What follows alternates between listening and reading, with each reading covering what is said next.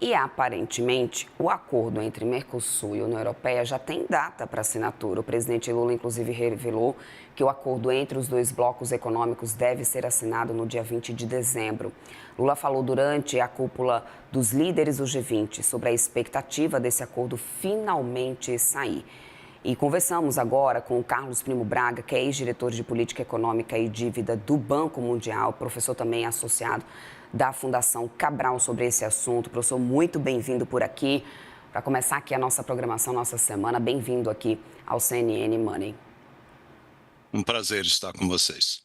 Professor, vamos lá, né? Esse acordo que, na verdade, já é esperado há décadas, foi muito disse, não me disse, vai fechar, não vai fechar, muitos, né, progresso, depois recuo, enfim. Lula agora dá uma data, 20 de dezembro, para essa assinatura, que até então a gente não tinha certeza se seria nesse ano de 2025 ou 2026, né? As apostas estavam muito divididas. Qual que é a sua leitura sobre essa viabilidade dessa data? Há algum risco de um novo adiamento, principalmente do lado europeu, que vinha até então sendo o maior entrave, professor? Bem, isso é uma novela mexicana, né? Nós começamos essas negociações em 1999. Houve períodos de pausa de quase 10 anos nas negociações, mas em dezembro do ano passado, 2024, o acordo político foi concluído, né? Mas ainda, particularmente na União Europeia, existem ainda países como a Polônia, a Irlanda e também a França, que se opõem a algumas características do acordo. Então, a grande discussão nesse ano de 2025, dentro da Comissão Europeia, foi como avançar com a ratificação do acordo. E aí modelos vários existem, né?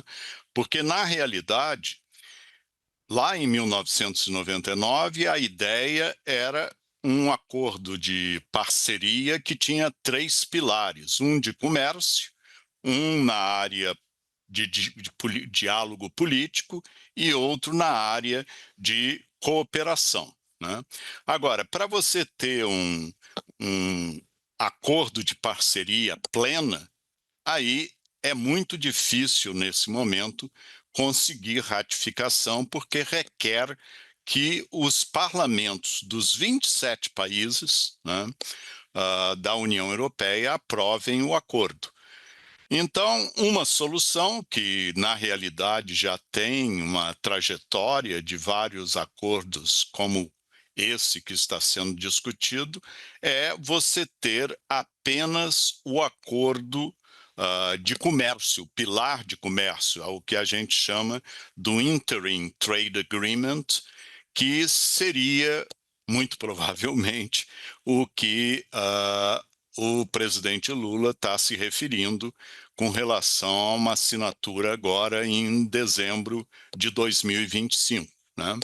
Agora, ainda há várias dúvidas sobre a agenda, se o presidente do Paraguai vai estar disponível para o encontro do Mercosul, então pode ser 2025, mas essa é mais ou menos a expectativa nesse momento. Agora, professor, pensando em impactos, né, para o Brasil, obviamente que a gente já tinha uma grande expectativa, principalmente depois dessa questão do tarifaço, desse acordo, né, ser realmente assinado, né, ser realmente efetivado. Muitos economistas falavam até que agora não seria mais uma questão, né, de oportunidade, seria uma questão de necessidade, né, principalmente por causa do tarifaço. Mas há também muita dúvida em relação aos ganhos para o Brasil. No médio e curto prazo, na tua visão, a gente está falando de ganhos de competitividade ou de uma abertura que pode pressionar ainda mais a indústria nacional, que agora deve começar a tentar recuperação em certos setores do tarifaço, diante também das novidades que tivemos em relação a isso na semana passada. Qual é a avaliação, né, de momento que o senhor faz de ganhos e de impactos imediatos de curto e médio prazo para o Brasil? Bem, todo acordo comercial tem vencedores e perdedores, né?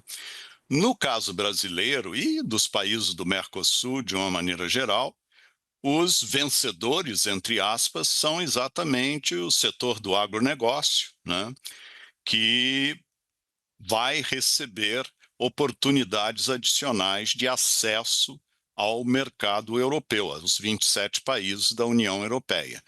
Agora, é bem verdade que nesse último ano, para acalmar os lobbies do agronegócio europeu, sob pressão particularmente do governo francês, a União Europeia introduziu uma série de salvaguardas, de certa forma, uma forma não tradicional, inclusive com relação a tariff rate quotas, que geralmente você tem uma tarifa dentro de uma cota de acesso ao mercado, mas além disso agora você terá também salvaguardas se tiver se os países europeus observarem um aumento muito significativo de exportações do Mercosul. Bem, então isso, de certa forma, diminui um pouco o impacto competitivo das possibilidades de exportações brasileiras, em particular, já que o Brasil é, de longe, o principal exportador para a União Europeia, entre os países do Mercosul, mas certamente é um passo positivo. Em termos do outro lado, os setores que vão enfrentar, digamos assim, mais competição, basta lembrar, né, que, por exemplo, o setor de automóveis, a tarifa comum do Mercosul é da ordem de 35%. Né? Autopeças é aí entre 14% e 18%, produtos químicos até 18%. Então, nós temos tarifas no Mercosul relativamente elevadas. Essas tarifas, há um período aí longo de transição, teoricamente, elas devem desaparecer. 91% dos produtos exportados da União Europeia para o Mercosul devem, em algum momento, daqui a 10 anos, na maioria dos casos, entrar livres de tarifas. A grande vantagem para o Brasil, e aí, diga-se de passagem, também para a União Europeia, é, através desse acordo, demonstrar um apoio a regras multilaterais e contra o protecionismo. Então, tem esse aspecto geopolítico que, sem dúvida nenhuma, é bastante importante nesse momento, dada aí as atividades da administração Trump. Agora, professor, pensando em agenda verde, porque a gente sabe que as cláusulas ambientais sempre foram um ponto de atrito importante, né, para esse acordo de travar entre União Europeia e Mercosul. O Brasil andou cedendo, a União Europeia, inclusive, flexibilizou em alguns pontos, dizem, mas aí também há quem acredite que ambos decidiram apenas empurrar discussões mais sensíveis para momentos, né, posteriores desse acordo. E a gente acaba de ter agora uma COP30 aqui no Brasil, com diversos entraves. Inclusive, a gente terminou essa COP30 sem aquela questão do roteiro dos fósseis, né, sendo literalmente definida. Então, diante desse cenário, o time que isso acontece, né? O que isso pode representar para o futuro em relação a esse acordo? Mesmo que a gente tenha um acordo assinado agora, o senhor acredita que essa questão da agenda verde pode voltar a ser um problema no acordo entre os dois blocos, dado que a gente, inclusive, acabou de ver aqui na COP30 que não foi algo fácil, né, de você chegar no consenso para determinados temas e avançar, e inclusive muitos questionamentos sendo colocados em relação à dubiedade do Brasil, por um lado, defender a pauta verde, mas por outro, também ainda tem em andamento, né, a exploração de combustíveis fósseis. Tudo isso veio muito à tona nessa cúpula que aconteceu, nessa conferência que aconteceu aqui no Brasil. Então, como que o senhor avalia essa questão da agenda verde, que foi empurrada um pouco para frente no acordo entre Mercosul e União Europeia? Isso pode voltar a ser um problema? Pode, em algum momento, pausar ou travar o andamento realmente desse acordo? Mesmo que depois assinado, tem possibilidade disso mudar? O que o senhor nos diz diante da tua experiência? Bem, como você mencionou, né, isso são temas muito sensíveis, não apenas para o agronegócio europeu, e também para organizações não governamentais que atuam particularmente na área da economia verde e questões de sustentabilidade. Como a gente viu na COP30, esses temas ainda são, digamos assim, controversos para você conseguir um consenso.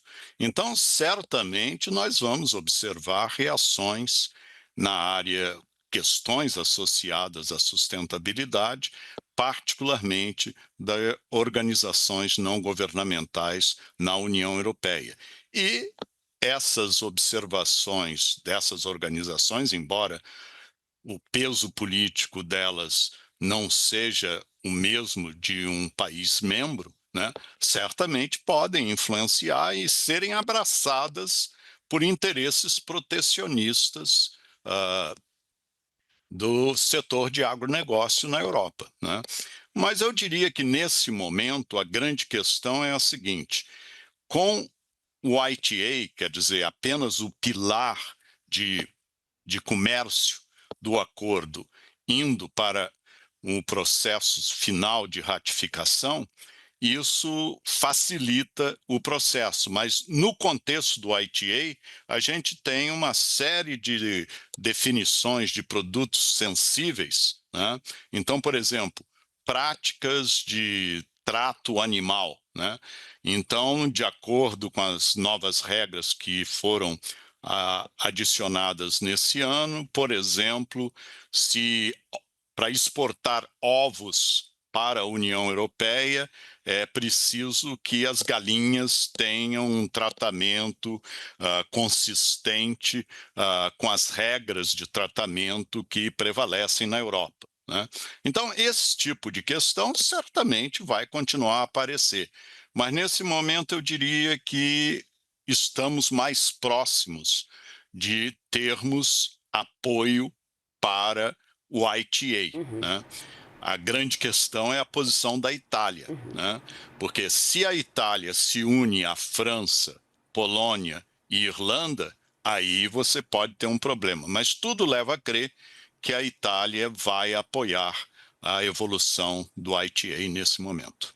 Professor, só para a gente amarrar aqui o nosso papo, a gente já teve Lula entrando nesse novo governo, né, no Lula 3, apostando que ele conseguiria destravar realmente essa assinatura do acordo que vem se arrastando há décadas. Qual que é o peso político desse acordo para Lula no cenário internacional? O Brasil recupera protagonismo ou seria apenas um avanço mais retórico do que prático? E mais, até que ponto isso pode, em 2026, ter um impacto também político interno para Lula? Afinal de contas, temos 2026 já batendo na porta. Essa vitória diplomática pode virar também um argumento econômico para a campanha, na visão do senhor, e seria justificável? Não, certamente. Políticos sempre vão tentar apresentar a visão, vamos dizer, do copo meio cheio, né?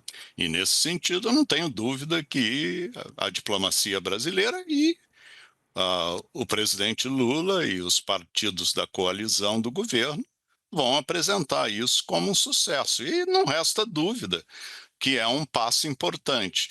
No entanto, a gente sabe também que haverá, no caso brasileiro, particularmente setores como o setor automobilístico, máquinas e equipamentos, que haverão algumas resistências, né, por causa da diminuição do protecionismo. A União Europeia é o segundo maior parceiro comercial do Brasil, fica apenas abaixo da China, mas acima dos Estados Unidos. E, como eu já disse, né, é uma questão, digamos assim, do ponto de vista geopolítico, é uma mensagem importante para o Brasil e para os países do Mercosul. Resta saber se a Argentina também vai, digamos, pautar as suas declarações pelo mesmo samba ou vai ter um tango diferente, né? Perfeito, professor. Quero muito agradecer o seu tempo aqui conosco. Conversamos com Carlos Primo Braga, ex-diretor de Política Monetária e Dívida do Banco Mundial, professor também associado da Fundação Dom Cabral. Uma ótima segunda-feira para você, professor. Uma boa semana. Até uma próxima. Até uma próxima. Até mais.